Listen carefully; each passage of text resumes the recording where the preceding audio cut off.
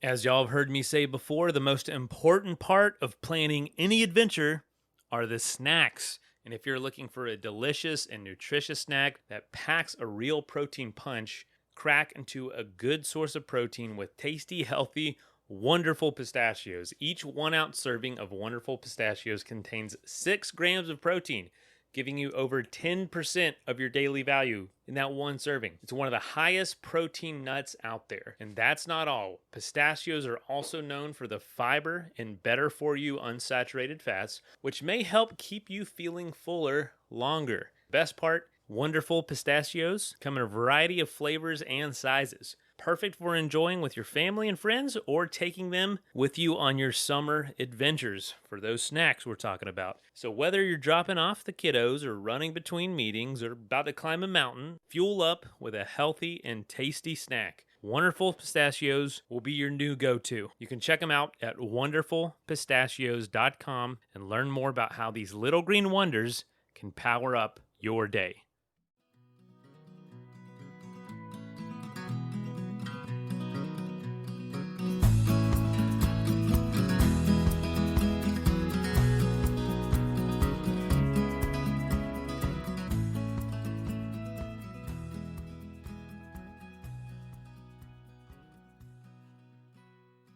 Hey folks, welcome to the Adventure Sports Podcast. There is so much I could say about my friend Aaron Millar. He was on the show back in episode 614, back in 2020, before the pandemic started, early 2020, right before I moved back to Florida. And we did one of the very few live interviews I've ever done, and it was awesome. You should definitely go check that out. In fact, I might do that as the revisited this week, might not. But we're meeting again, and what's so cool about this conversation is we were talking, and I was actually flying out to Colorado the next day. This was like a couple months ago. And Aaron's like, "Hey, where are you flying into?" And come to find out, I was like 2 miles from his house. He's like, "We have to hang out." So I got into town not 24 hours after we recorded this. And we hung out, had a great time, went and got a couple beers at some breweries he likes to visit. And it was awesome. Aaron's an awesome dude. I can't wait. We're going to interview his wife, too, who just ran across the Namibia desert, or the desert in Namibia. I'm not sure the name of the desert exactly, but that's going to be awesome. It was like a 100-mile run across the freaking desert. Unbelievable. If you don't remember, we did, the topic was Adventures of a Travel Writer. And today we're actually going to be talking about that a lot too. We're going to be dialing it back and focusing on a few of his early adventures of being a travel writer. Things that were quirky, things that were different, things that made him see things in a new perspective, and how he kind of got that career started off and where it's led to. He has his own podcasts, the one that he hosts specifically, and for the longest time, is Armchair Explorer. Great show. Does a fantastic job with that show. They've won tons of awards over at Armchair Explorer. And he has a production company too, Armchair Productions, that produces all kinds of amazing travel and adventure and nature podcasts. Be sure to check out their entire network. All that's in the show notes. But today we're going to talk about some of his quirkiest, coolest early adventures, like a 100-mile pub crawl, walking around the city of London like an urban trail, going down a Scottish river on a pull float, like class 5 rapids. It's absolutely insane. And just how he got an eye for these weird and unique and very interesting challenges. So it was a pleasure talking to him. And yeah, I'd love to have him as a frequent guest on the show, and hope you enjoy too. He's a fantastic storyteller. Can't say enough about the guy. All right, let's go ahead and jump in.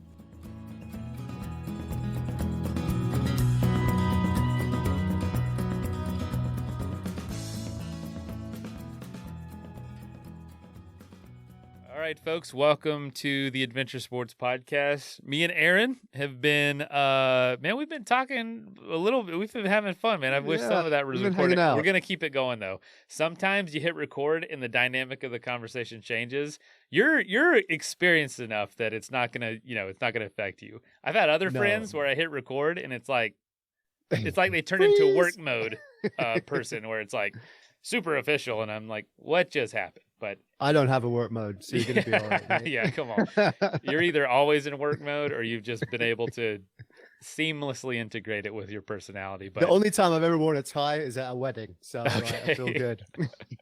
Yeah, that's and that was my wedding. That was your wedding. Wow, that's my wife made me do it, so there you go. Aaron Millar, from episode 614, Adventures of a Travel Writer. You're back today to tell us about some of your early adventures, how you got started in this. We didn't have a chance to dive into some of those early adventures the first time you were on, but this time we are, and I don't even think I said welcome to the show. Thank you. Yeah, no, I'm absolutely honored as always to be here. You have a great show and amazing guests, so I'm thrilled to be a part of it again. Trying to be like you is what we're trying to do. It's the other way. Eventually we'll just be the same show. We'll just merge. I'm working on my beard, so you're winning the beard game. It'll grow on you, that's for sure. Where are you coming from today? That's always my first question. I know this answer, I'm pretty sure, but listeners don't. I'm coming all the way from Louisville, Colorado, which is just outside of Boulder. Looking out at the beautiful mountains right now. The fall's coming. It's my favorite time of year. It's a perfect time of year for adventure. It cools down a little bit. The leaves change. It's just the perfect spot. And I'm coming from Colorado via the UK, which is why I've got this kind of weird mid-Atlantic accent. But I've lived here for a long time, so you've stolen a few of my vowels. But originally, I'm from the UK. Oh man, not to sidetrack us too much, but I'll be in Boulder tomorrow. Oh really? And I'm staying in Superior that night. You're in Superior? I'm going to be tomorrow. And so I was like, maybe we'll connect. Maybe we'll connect while I'm out there. I'm only out there for like 40 hours for work. But Superior is 5 minutes away from my house. Oh yeah, so I knew it was like. If you want to come over and for a beer, do it. I owe you the beer, so let's do it. I will have plenty athletic brews on me, and there you go. We could go out for an alcoholic beer. Yeah, man, that's I'll have to. We'll talk about that afterwards. But Colorado via the UK, you're a renowned, awarded, decorated travel writer, but. What I want to kind of dive into, which I think would be interesting, is where did this world for you start? I'm not sure we spent a lot of time on that on the first time we talked, but so what are some of those early adventures? How did you even get into this whole idea? What came first, the travel or the writing? Did it come together at the same time? What was that like? Yeah, it's a great story, and actually, I did kind of what I thought might be fun to share is a few of those early adventures because I did absolutely crazy things that no one else would do. That was kind of how I got my break into it. But yeah, definitely travel came first. I didn't do this until kind of later in my 20s. And I love traveling. Went backpacking, with my best mate and around Brazil and a bit of South America, and had a bunch of fun and. Always, loved adventure travel particularly, and would read all the magazines and be like, oh my God, that guy has the best job in the world. And then I had that kind of late 20s, early 30s. I got to change I'm like, that kind of this. I am not going down the path I want to go. I'm doing a job that doesn't really make me happy. I'm staring out the window. I'm literally clawing at the window at work. I had to, physically force my head to look at the computer. It was one of those situations. And I just decided, you know what, it was before I had kids, and it was like, this is going to be my window to try and do something I've always wanted to do. And I always wanted to be a writer. I didn't plan on becoming a travel writer. I just kind of fell into it because, the first job. So when you're a travel journalist or any kind of like feature writer, article writer, you're always looking for stories that have a kind of topical hook, a story that, if you want to get a story published, it has to be a really interesting story, but there also has to be like a why now for it. Like, why should this story be published now? So you're always looking for these kind of topical hooks, they call them, for stories, like what it can hang off. And I had a crazy idea, and that was like my first big article that got published. And after that, I just kind of ran with it, but it was a lot of fun. You're going to be jealous of this one, Mason. I feel like this is right up your street. So my first job, so what it was, so I grew up in a city called Brighton on the south coast, about an hour south of London.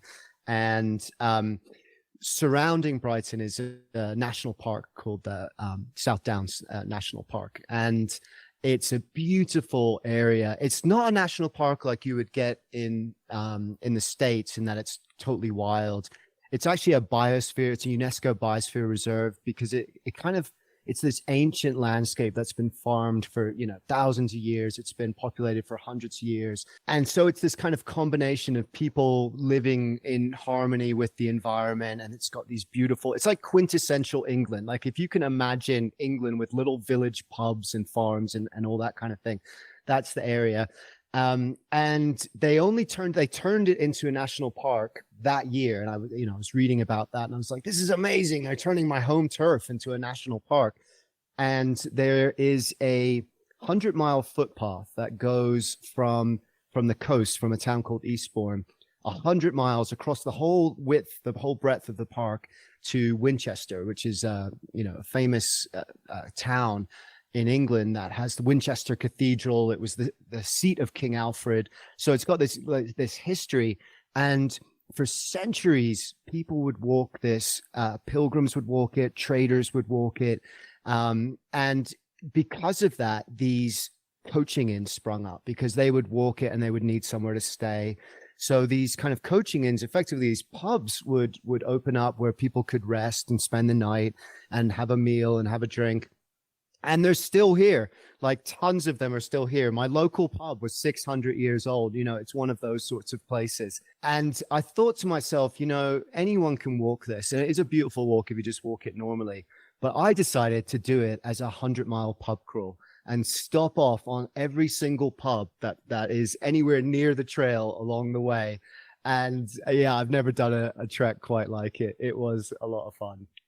How many pubs are we talking on this 100-mile trek? So I probably hit about 3 or 4 pubs a day.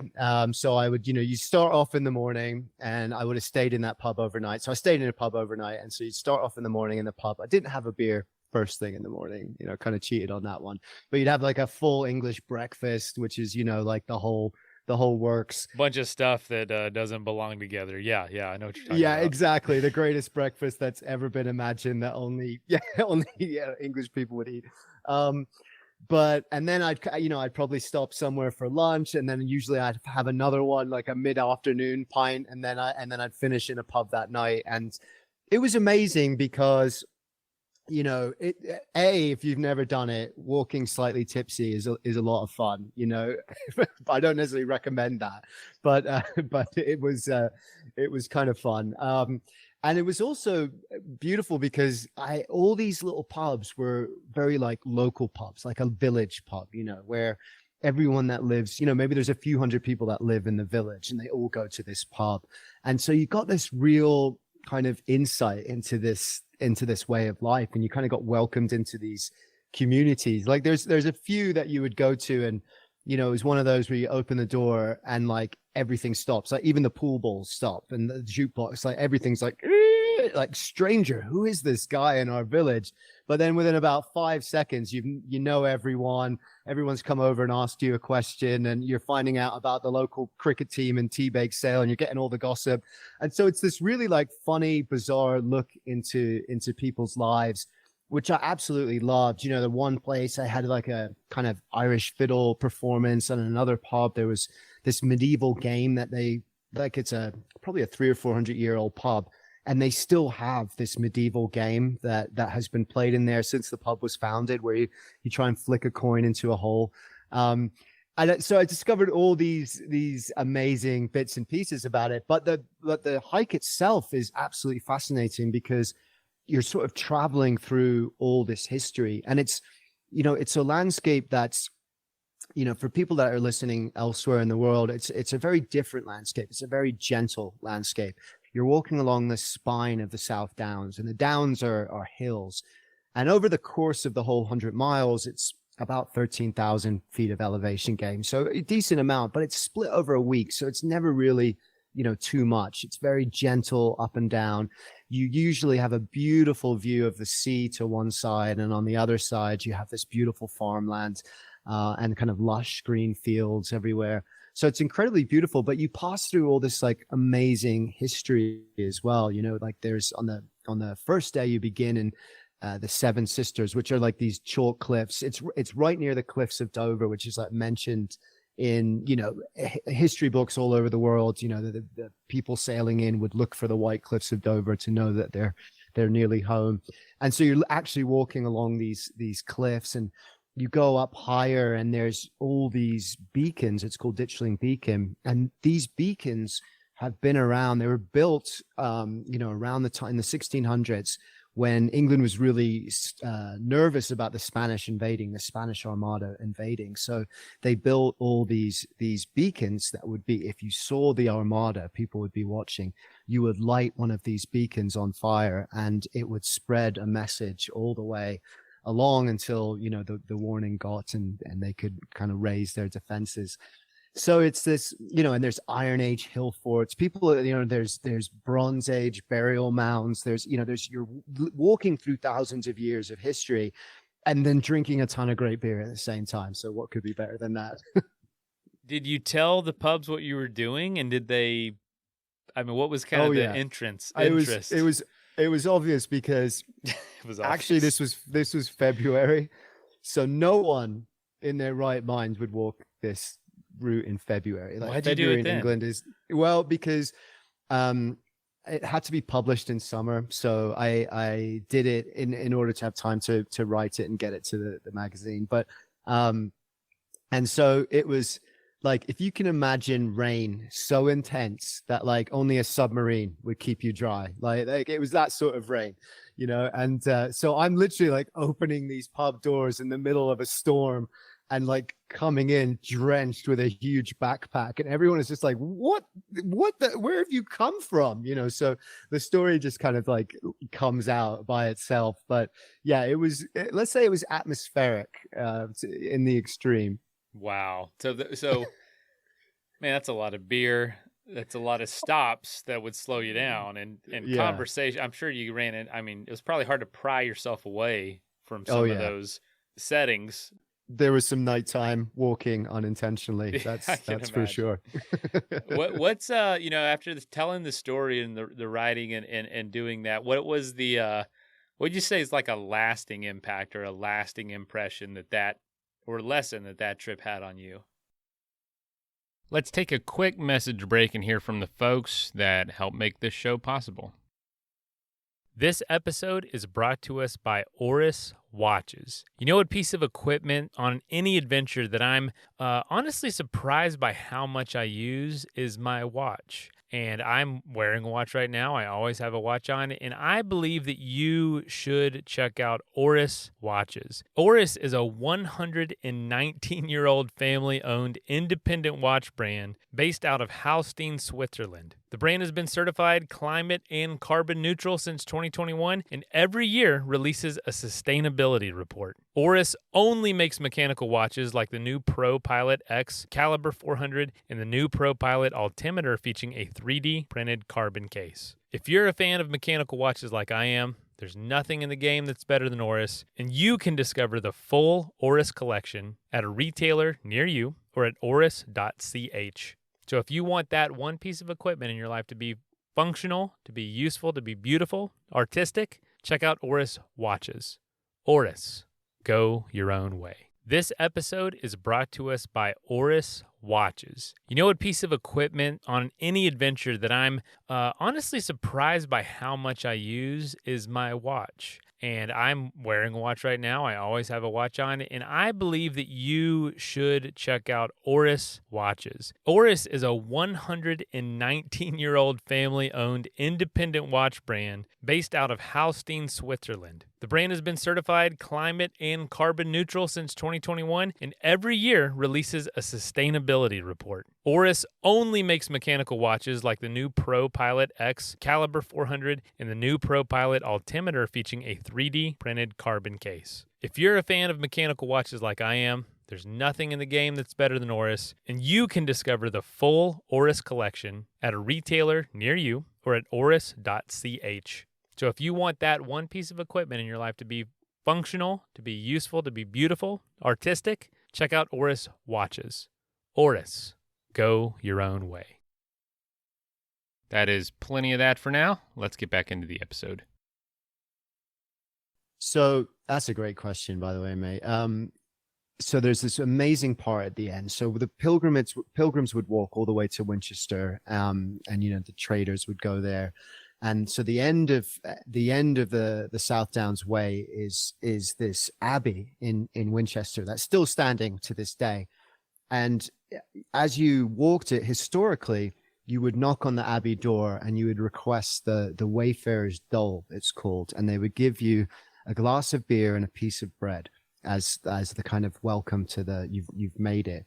And to this day, if you knock on that abbey door, they will still give you the Wayfarer's Dole. So that moment for me was just beautiful. You've done it, you've walked the 100 miles, and I really didn't know if they were going to do it or not, but I knocked on the door a little bit self-conscious, and I was like, I've come to request the Wayfarer's Dole. And they're like, yeah, come in. And they gave me a glass of like, warm beer and a little piece of bread. And, even though it was warm and flat, it was the best beer of the entire trip by a country mile. And so that was amazing. And it really inspired me with this kind of twist of doing like a proper adventure, but doing it with like a kind of eccentric twist, doing it with this little kind of piece of fun. And as we're talking about, it was a way in to meet a lot of people, which was really nice. That was one of the things that was really good about this trip. And it just kind of opened my eyes to like, there's so many adventures, proper adventures that I want to do and that I've done. And I still absolutely love that. I still have tons of that stuff on my list, but it kind of opened my eyes to something I hadn't really thought of before, which is just this, why don't we just have some fun and not take it too seriously? And yeah, that sparked a few other crazy ideas too.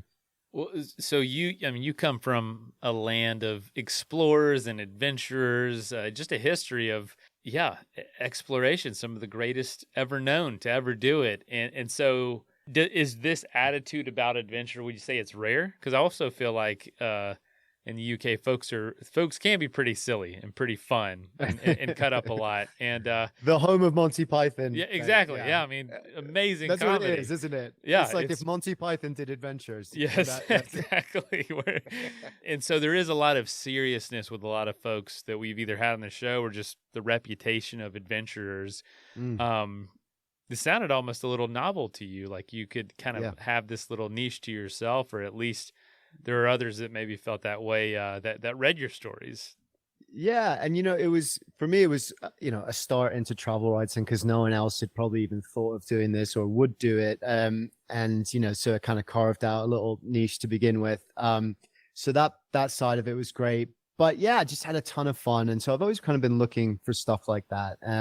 Since then, it's just I kind of say that to test yourself against the elements is brave, but to laugh at yourself while you're doing it, that's truly enlightened, I thought you were going to say insanity. Or truly insane, or enlightened. I mean, they're so close to each other, right? Like, you step over that enlightened line just a tiny bit. Yes, you're insane. It really is just a flip of the coin, which side you get, insanity or enlightenment. And so many people get so close, and they get the wrong side. So what are some of the other things that started to come up? Because I imagine 100-mile walk, even though it's a week, it's a lot of time to think about what other things there are, and then processing the story, sharing that. I'm sure your eyes started to wander to what's next. Yeah, and what came next was arguably even more insane. So there's this thing called the River Nevis race in Scotland, which the River Nevis kind of flows off Ben Nevis, which is the highest mountain in the UK and in Scotland. And it's obviously it's flowing off a mountain, so the parts that at the beginning are quite steep, and there's big rapids for a little while there. And in sort of true Scottish, insane style, they created this race, which is like a whitewater race, but instead of using proper whitewater rafts, you basically use inflatable pool beds. And it's called the world's extreme Lilo race because a lilo in Great Britain is those things that you lie on in a pool to like suntan on the pool. And yeah, so you go there. It's a brilliant atmosphere. It's like a festival atmosphere, but people don't like stick to pool beds. There are giant inflatable, people are going down class 4 rapids, like clinging to an inflatable turtle. It's like literally yeah, I'm seeing an alligator. yeah, exactly. Like the unicorn thing, just inflatable rafts. It's unbelievable. Inflatable things, and some things that should not be clinged to, that's for sure too. And there's music playing, and it's just like this crazy atmosphere. And for the story for it, I had a lot of fun. So I warmed up by going to this. I'd never done any whitewater stuff before then, so I warmed up by going to this like Olympic park in like artificial whitewater park that they built for the Olympics in London.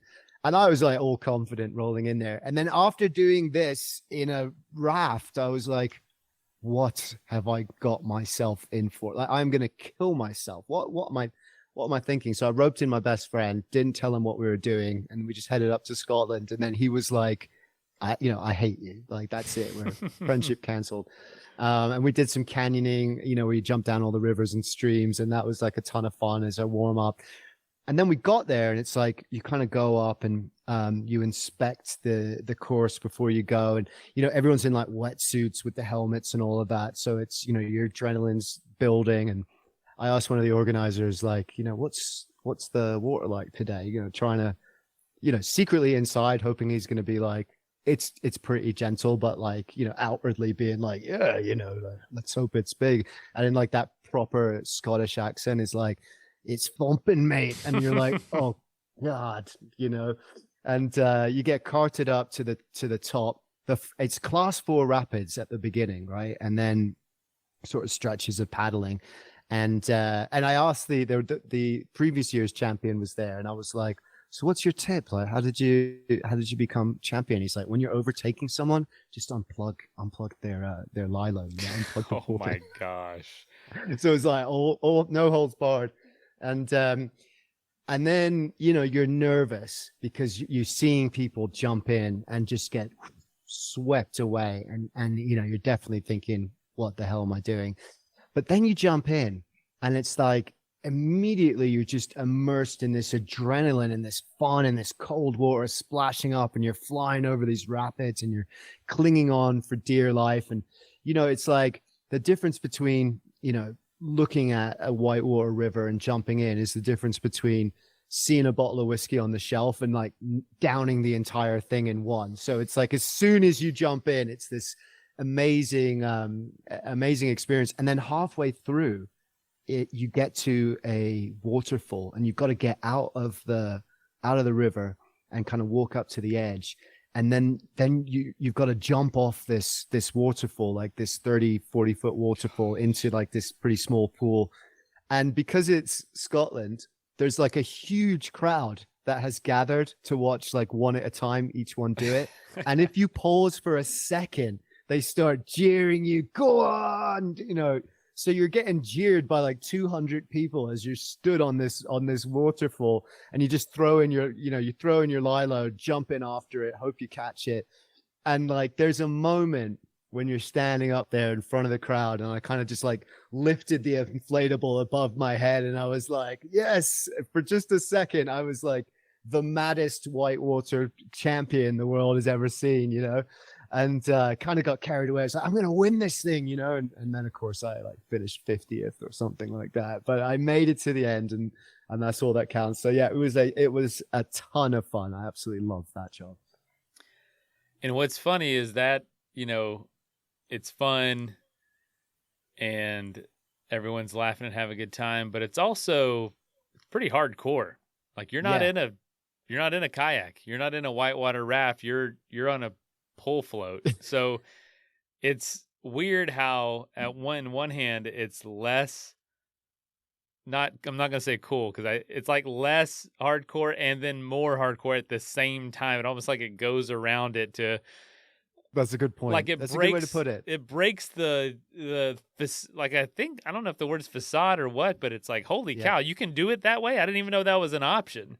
to Yeah, just and be if anyone's silly. listening, you can't do it that way, right? Like, I wouldn't. Don't just Don't jump do it. into a Yeah, don't river do it. with Don't an jump in inflatable. Yeah, the exactly. some river There's in Colorado and blame the Adventure Sports Podcast. Yeah, if that happens in the next few weeks, your name's all over it. We're gonna blame you. But yeah, you're right. It's interesting. I hadn't thought of it like that before. It's like it's this weird combination of proper, serious like undertaking, lots of adrenaline. You got to kind of work yourself up to it, and at the same time, just hilarious. Like you're just laughing with everyone the entire time. You know, you're watching inflatable penguins go past and someone screaming, and you're just like, "This is the best thing I've ever seen in my life." So yeah, definitely worth doing it. You know, especially if it's like I saw a lot of bachelor parties there, and I was like, "Oh, that's the greatest idea for a bachelor That party I've is ever so seen." great. That is such a great, so much better than the norm.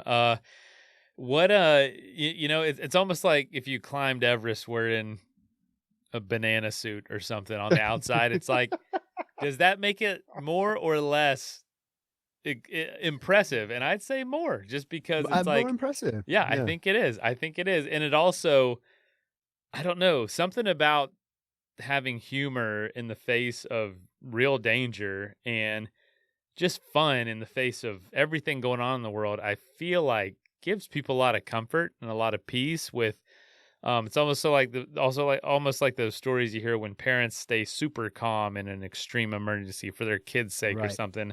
That's always just so mind blowing to me that people can do that. So there's a little bit of that going on too. So so then what? You know, you've got the 100-mile pub crawl. Where do you go from that? You've got the right? River Nevis race.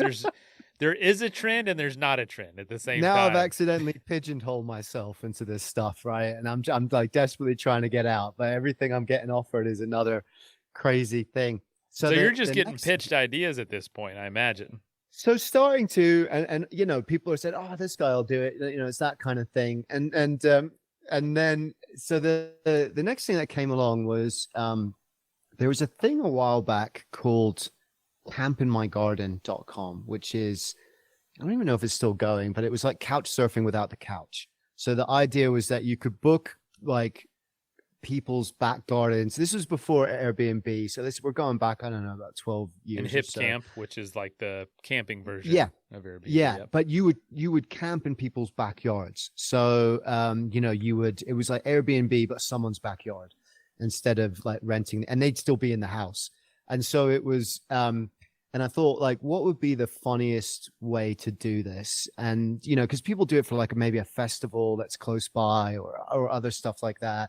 You know, maybe there's someone that lives close to a trailhead or, you know, camp. I mean, something like that would probably make more sense. I thought, like, what would be the craziest thing to attempt with this? So there's a long distance trail. It's a 78-mile trail called the Capitol Ring, which goes around the entire circumference of Greater London.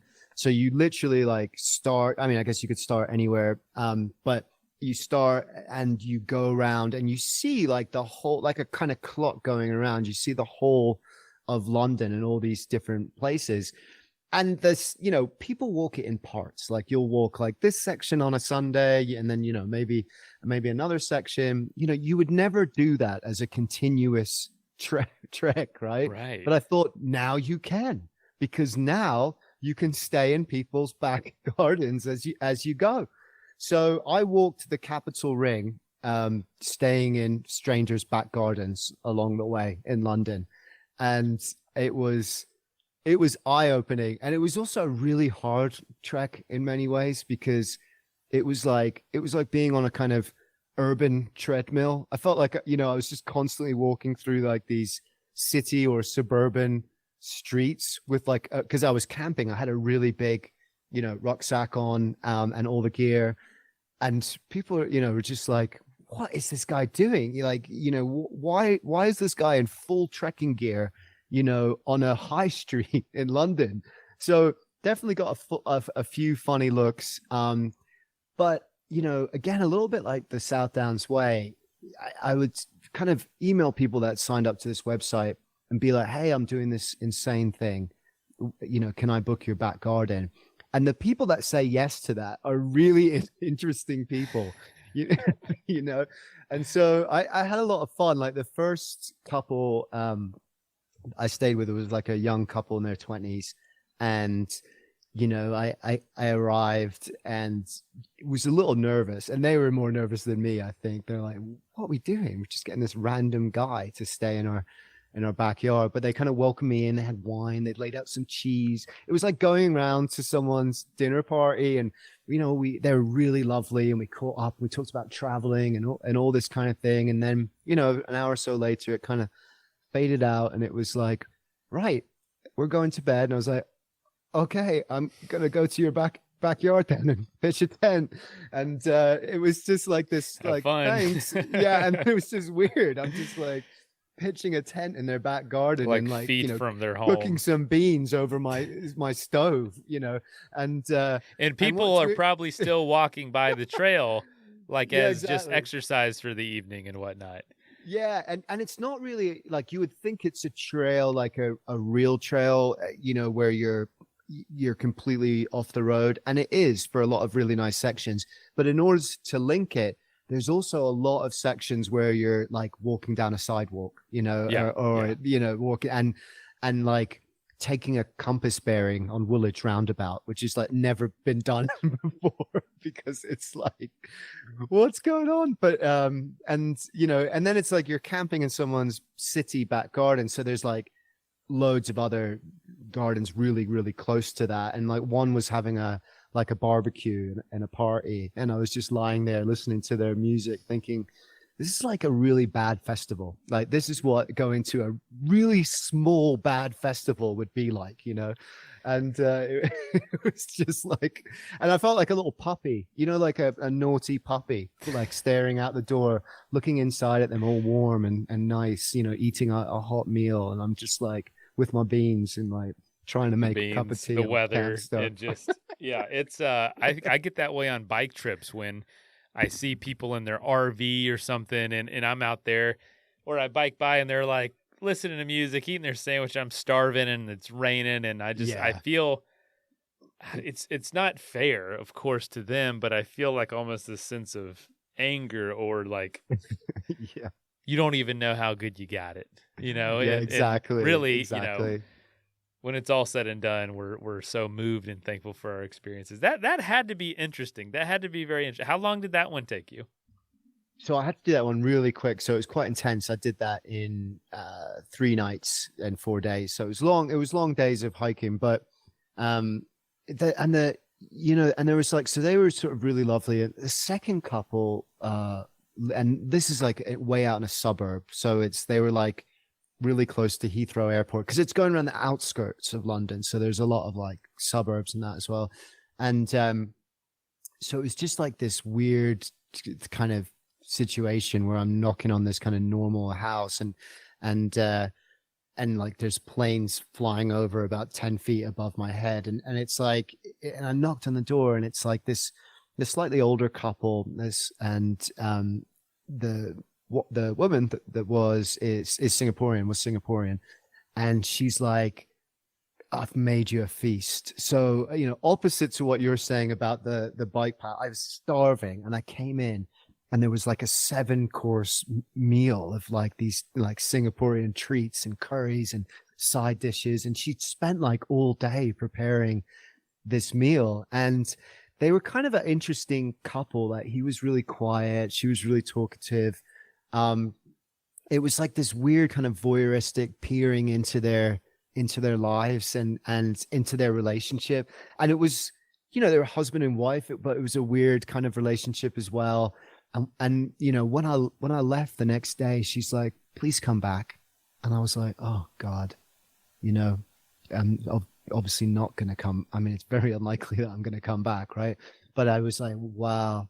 She just looked really sad in the sense of she doesn't get to go out much. There's not a lot happening. And I think she just really enjoyed the company and something different. And it was a little bit sad, but it was also like we'd really made friends, and we had a big hug.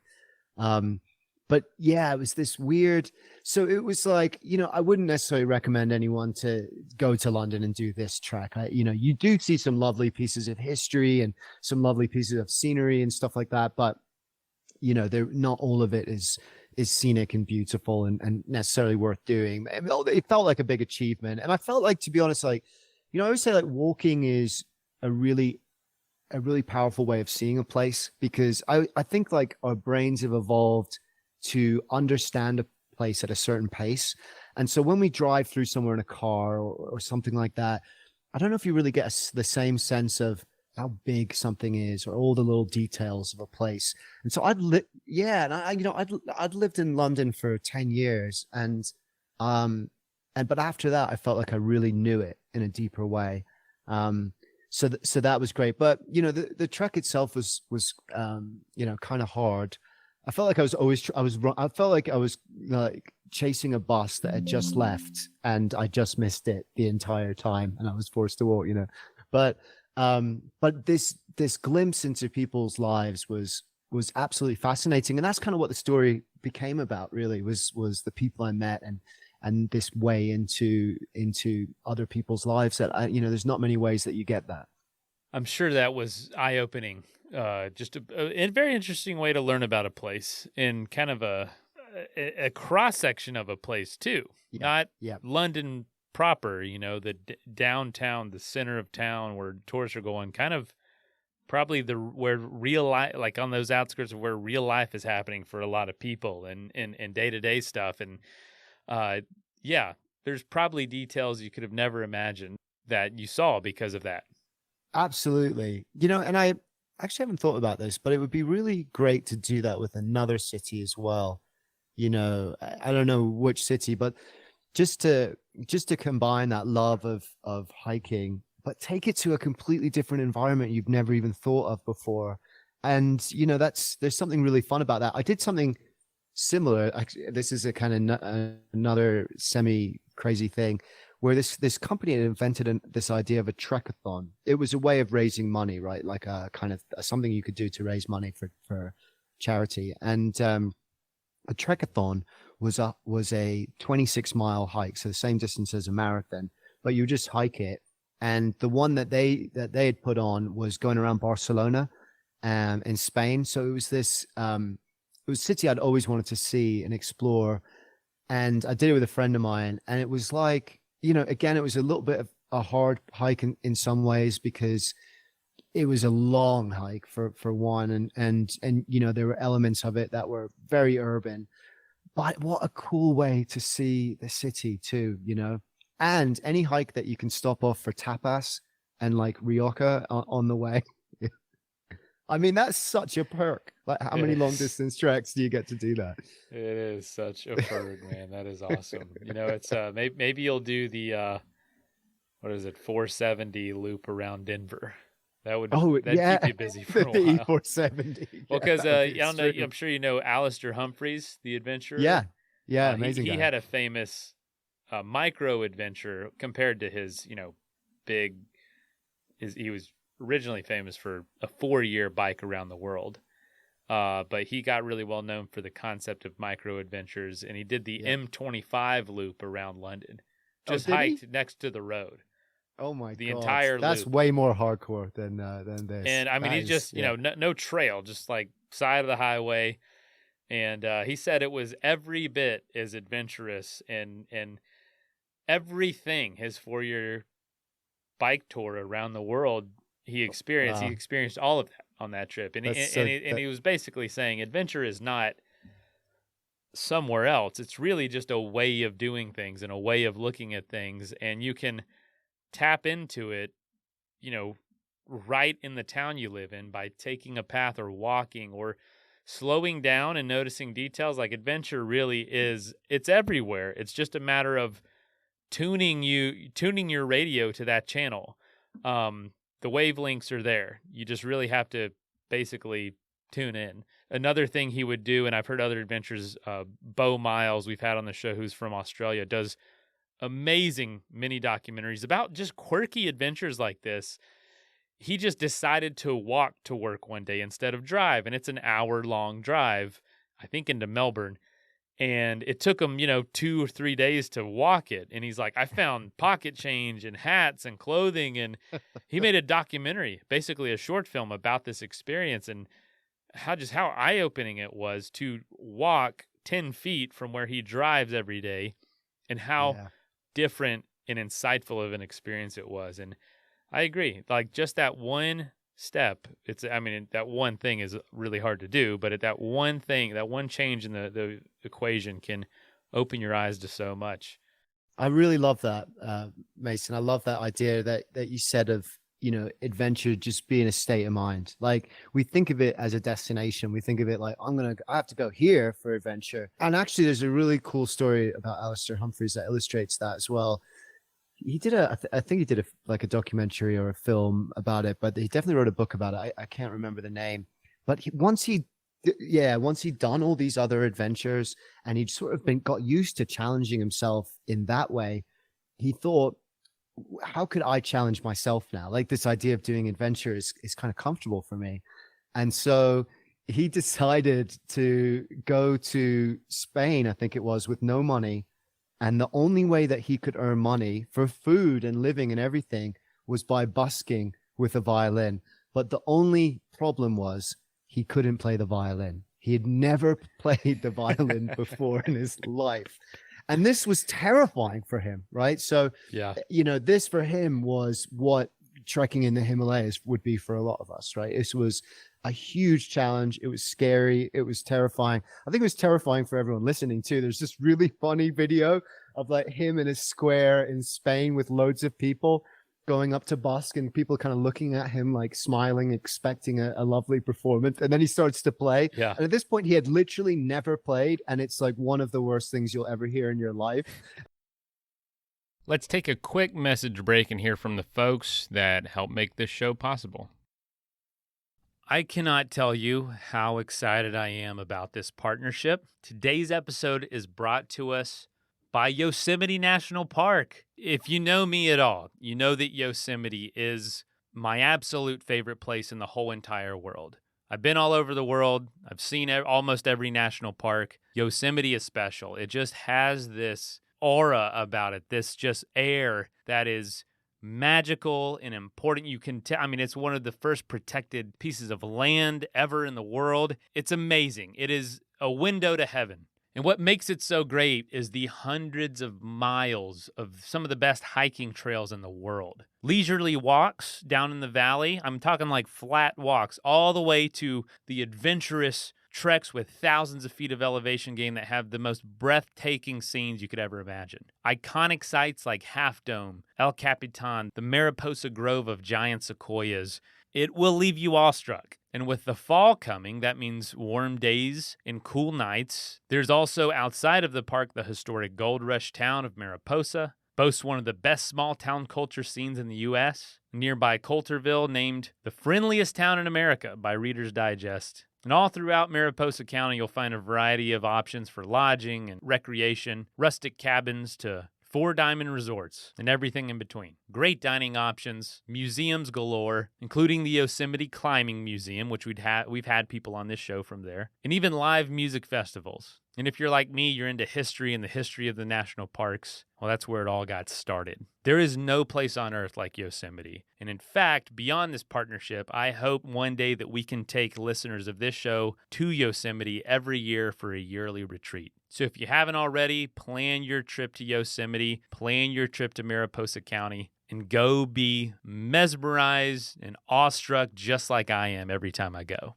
The best travel gear isn't born in a factory. It's inspired by journeys taken by real people exploring the world. That's why I love Rourke. Their team pulls designs and inspiration straight from the places they travel and have adventures. And for over 10 years, they've been exploring the globe to seek adventures on the road less traveled. Everything from surfing waves on remote island chains to exploring the streets of Jakarta, the Scottish Highlands, and almost everything in between. Rourke has developed options for you. I'm actually wearing the Rourke Bless Up breathable stretch shirt right now, and I was wearing a Rourke shirt yesterday. I'm traveling right now, and you could probably hear the echo in the room, but I was at this event. This guy was speaking, and he looked down at me and pointed at me right in the middle of his talk and said, "Nice shirt." And I was like, "Thank you very much." It was a Rourke shirt.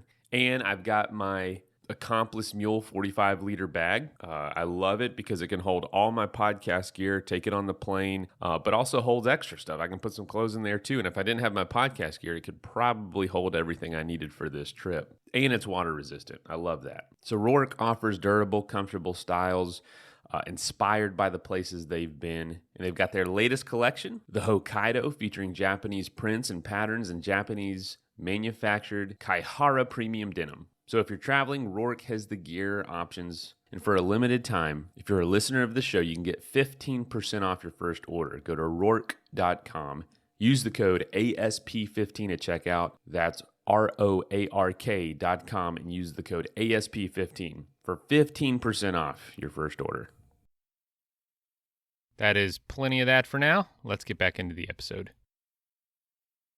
And he's genuinely afraid. Like, he's genuinely nervous. You can tell he's like, I shouldn't be doing it. Like, almost like that, like regret. And that's amazing to see for someone who's challenged himself in so many ways.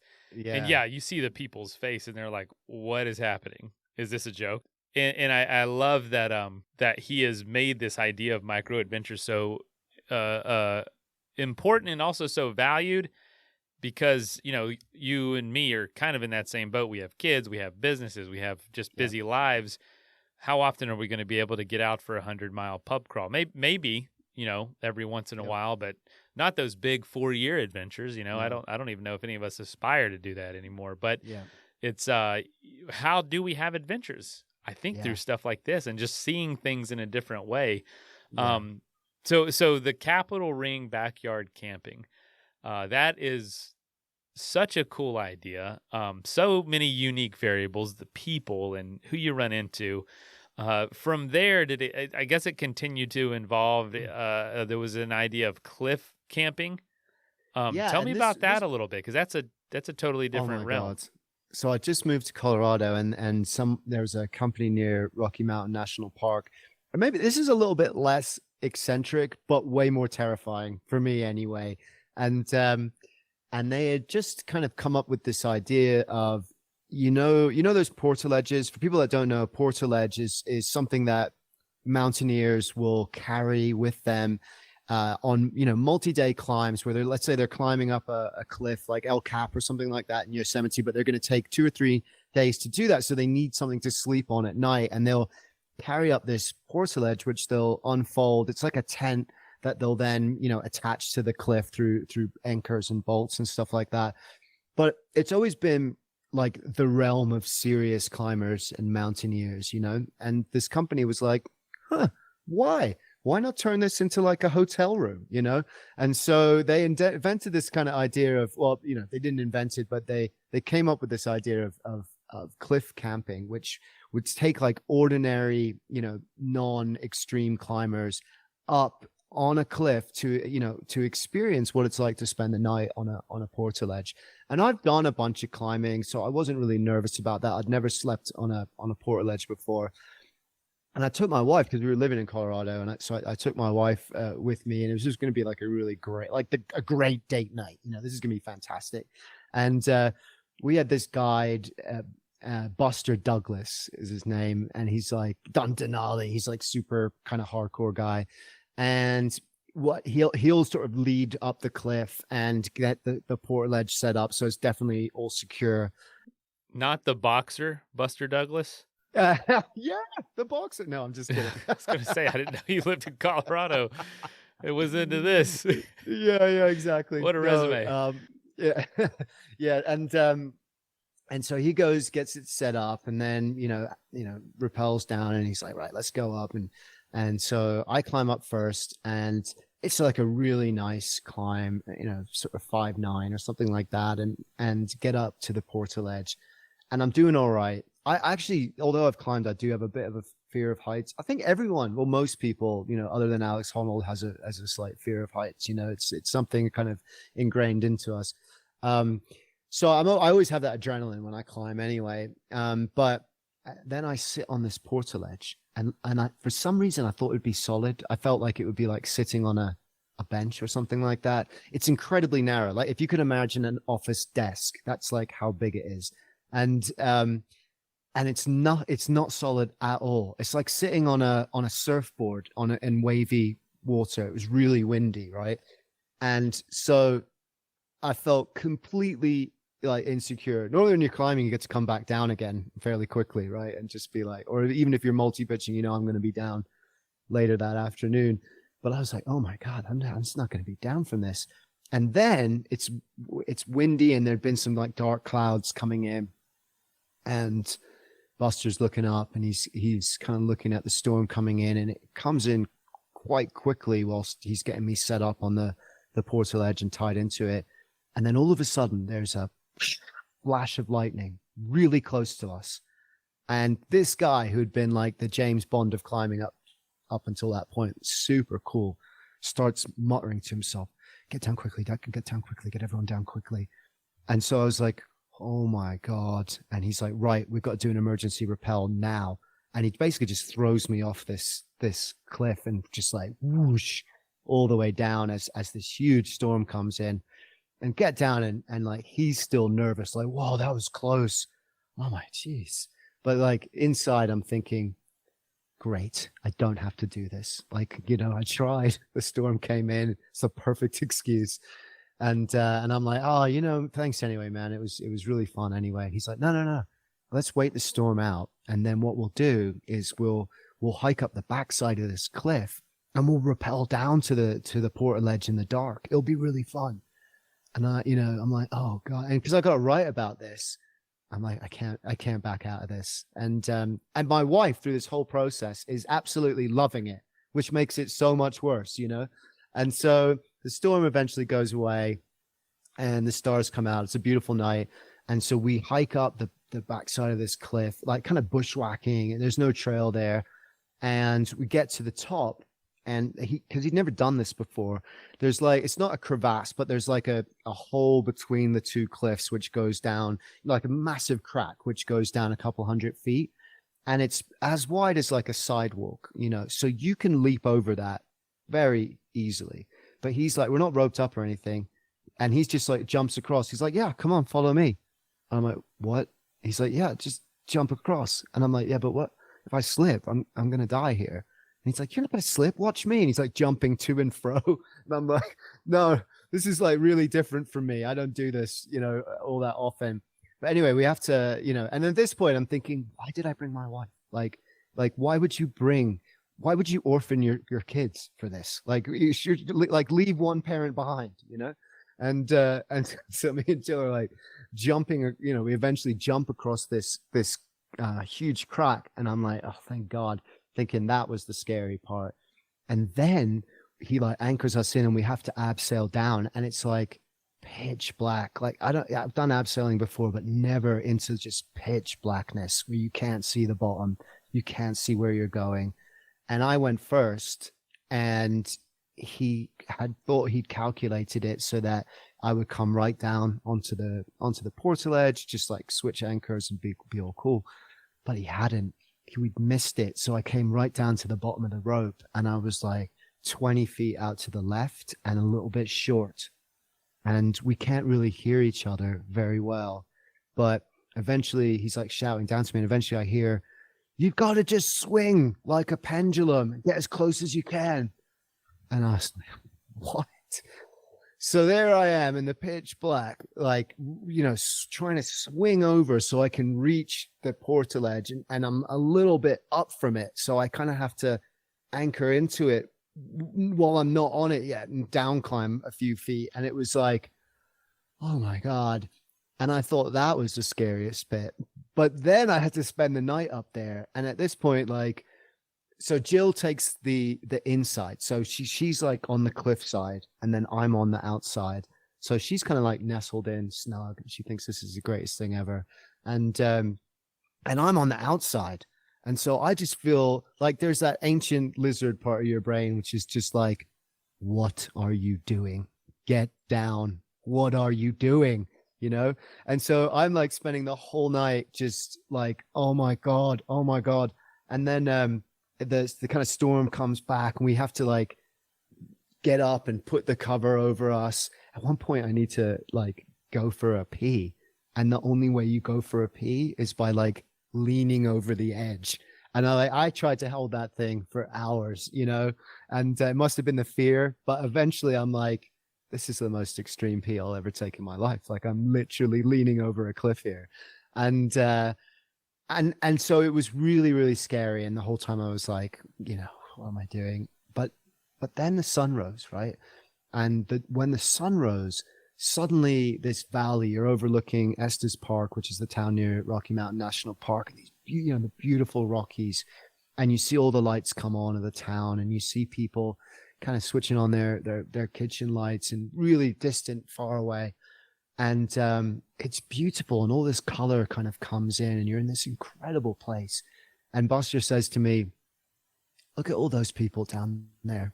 They'll never know what it feels like to be here. And I was like, wow, that's why you do it. That's why you go through it, because it gives you that like phenomenal perspective on a place, like this view that you'll never see, this sense of adventure that you'll never see, that you'll never get to experience in your normal life. And because of that, it was so beautiful and like really profound, and we just amazing. You know, we had a coffee up there. But I do have to say, once we did finally abseil down to the ground, I kissed the ground, I kissed the dirt, and I was like, I am never doing that again. Oh man, and your wife's like, when are we doing that She's again? like, that was amazing. And it made it so much worse. She's like, what are you on about? This is fantastic. Those are some great stories. Thank you. Are you in a position in life where you're always keeping an eye out for something unique like that, or you just busy with Armchair Productions telling stories through that? Like what's kind of your state of quirky adventures? Well, I mean, I guess, yeah, I do less of those now, but I'm a big believer in saying yes too. You know, I'm a big believer in like, if an opportunity presents itself, and it might be scary for you, but if it's not extremely dangerous and it's something that you want to experience, and it's just sort of your fear of it holding you back, I always say to myself, just push yourself to do it, you know, just go for it. And so I definitely am taking that spirit into it still. I'm doing more, I do less and less travel writing. I'm kind of into podcasting like you, and I do some of these shows now where we get to go on location to places, and that's super cool. But yeah, always up for trying stuff, always up for experiencing things.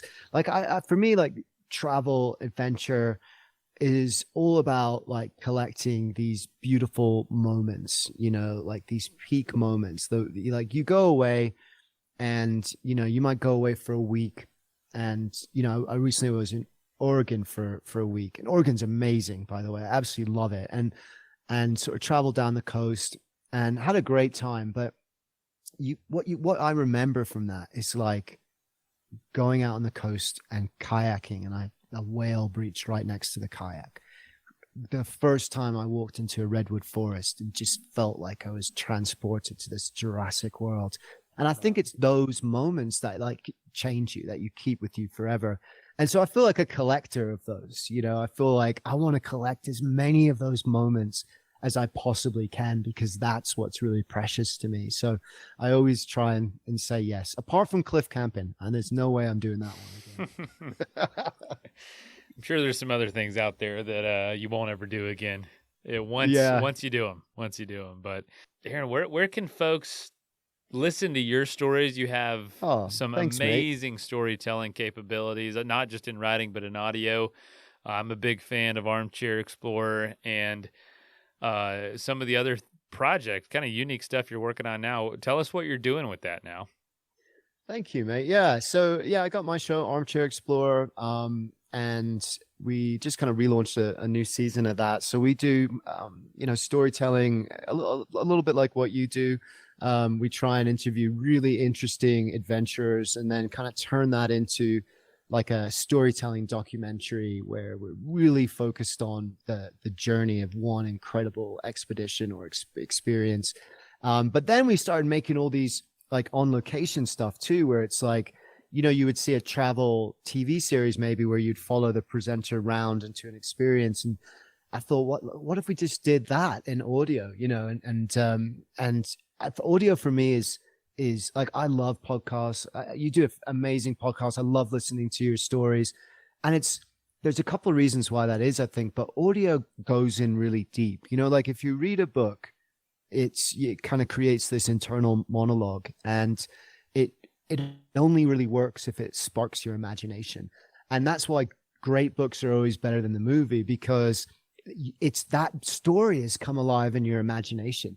So TV is wonderful. It's amazing to see stuff from travel. But I think what audio can do is what great writing does, is it can make something come alive for you. The theater of the mind, it's been called. And I think that's really, really powerful. So I'm just experimenting with that. How can we use that to make different places and experiences come alive? Like whether it is that kind of kayaking with a whale in Oregon, or, going in to listen to music in Memphis, Tennessee, or whatever it is, how can I, as a travel writer, as a storyteller, immerse the listener into that experience, into that moment of like wonder, that peak moment I was talking about? How can I drop you in the middle of that and give you a glimpse of what it feels like to be there for real? And that's the next challenge for me, is like, how can we use this medium to really transport people to different amazing places in the world, to transport people to different cultures, to make those different cultures and ideas come alive to people. One of the great things of course of traveling is the people you meet, and to hear those voices and the accents and the passion in their voice, that's unbeatable. So yeah, that's kind of what that's where the storytelling piece is going for me now. And it's just a beautiful project to be working on. Oh man, that is so fantastic. And yeah, I'm a huge fan of audio. I talk about it every chance I get, just podcasting, even though, there isn't the culture and funding and infrastructure and industry around it as film, of course. But I think something about it taps into something ancient, like like oral history. Like the first form of storytelling was basically telling story, just talking, and the first form of information swapping. It wasn't written down. That's for dang sure. For thousands of years, it was only oral history. So I think humans are almost evolved to really enjoy this, and it's where we kind of got away from that. I think with in the last century. Same with like texts in a weird way, or going back to writing letters to one another. So it's like almost this kind of circling of history in a new way.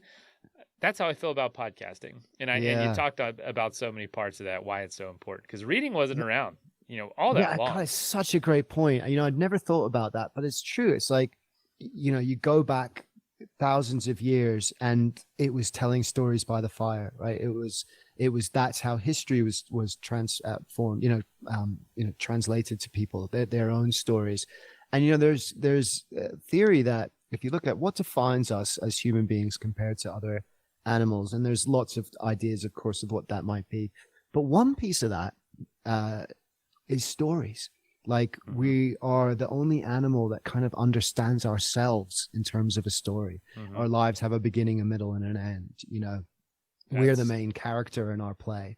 And, stories are a way that we've understood. Like you look at fairy tales and myths and legend, that's how we taught our kids, morals and ethics and where to go and where not to go, And so, yeah, I love that idea. There's something deeply ingrained in us to listen to a story, even as kids going to bed and being read a bedtime story, it's something that is deep within us. I love that idea. That's great. I love that. We'll see if we can convince, more people.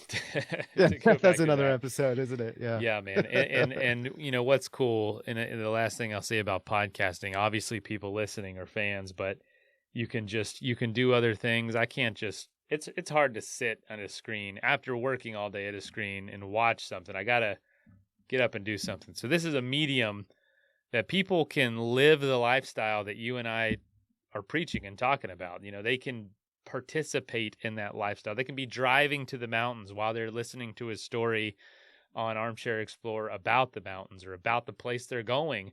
You can't sit down and read an Outside Magazine article while you're on your way there. It's just not, you got to disconnect from the lifestyle to consume the media. With this, it just works together so much better. Yeah, so cool. It's audio, no matter what they develop, right? New platforms or whatever, audio is the only format you'll ever be able to multitask on, right? And that's like, if you think about it, you know, that's the only format that you're ever going to be able to just be walking your dog, cooking dinner, commuting, whatever it is, whilst taking in this storytelling or this experience. And that's why we love it. That's why we listen to podcasts all the time, because as you say, it fits into our life and it enriches it. And yeah, that's cool, man. That's great. Yes. Well, Aaron, thank you so much for thank you. This has been so fun. This has been so fun. Man. We'll have to do it again in a couple years. Oh man, I would love to. And beers in Superior tomorrow night, man. Come on, let's do it. I could do it. It's on me. First of all, thank you so much for listening. It means the world to us that you choose to listen to this show. If you'd like to help us further, you can leave a review on iTunes, share us with your friends, your family. It goes a long way to grow in the show. You can also support us financially through patreon.com/adventuresportspodcast. Link is in the show notes. And also, if you have an idea of who could be a good guest for the show, we're always looking for people to tell their story about the outdoors or adventure. So if you know someone, please reach out. Email us at info@adventuresportspodcast.com. And until then, get out there and have some fun.